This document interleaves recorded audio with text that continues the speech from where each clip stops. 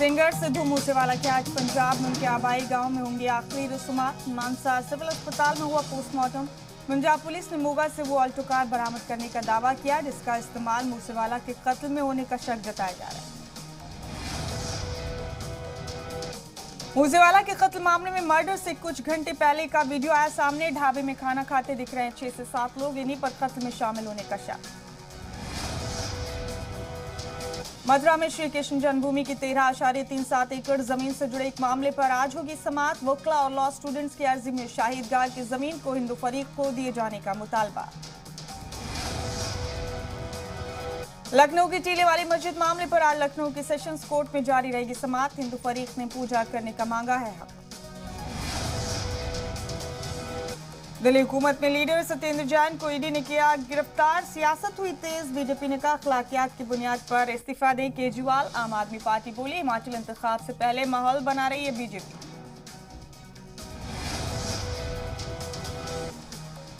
जम्मू कश्मीर के अवंतीपुरा में security forces और मिलिटेंट्स के बीच तसादुम, 2 मिलिटेंट्स को मारा गया।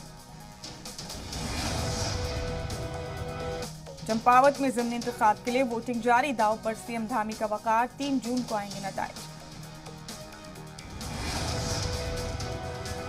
वज़ीर आज़म नरेंद्र मोदी का हिमाचल प्रदेश दौरा। आज शिमला में कई प्रोग्राम में होंगे शामिल। पीएम मोदी आज जारी करेंगे किसान सम्मान निधि की 11वीं किस्त। किसानों से करेंगे बातचीत। यूपी असेंबली के बजट सेशन का आज आखिरी दिन। आज यूपी असेंबली से बजट पास किया जाएगा। मुख्तार अंसारी की जमानत अर्जी पर आज हाई कोर्ट सुनाएगा फैसला। एमएलए फंड मामले पर आज आ सकता है कोर्ट का फैसला।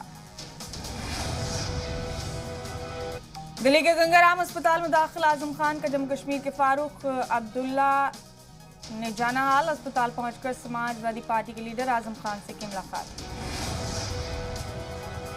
दिल्ली एनसीआर में हुई झमाझम बारिश। कई जगह पर दरख्त गिरने से कई लोग हुए जख्मी। कई इलाकों की बिजली हुई गुल।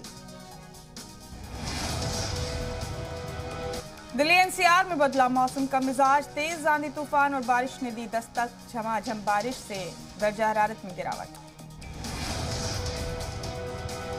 दिल्ली में बड़े पैमाने पर हुआ इंतजामियाई फेरबदल। दिल्ली जल बोर्ड के सीईओ समेत 40 आईएएस अफसरान का हुआ तबादला। दिल्ली पुलिस ने सोशल मीडिया के जरिए लोगों से ठगी करने वाले 3 नाइजीरियंस को किया गिरफ्तार। शादी कराने का झांसा देकर लोगों से मोटी रकम वसूलते थे मुलजिम। नेपाल में प्लेन क्रैश के बाद 22 से ज्यादा लाश हुई बरामद। मीडिया रिपोर्ट्स के मुताबिक सभी मुसाफिरीन की हुई मौत।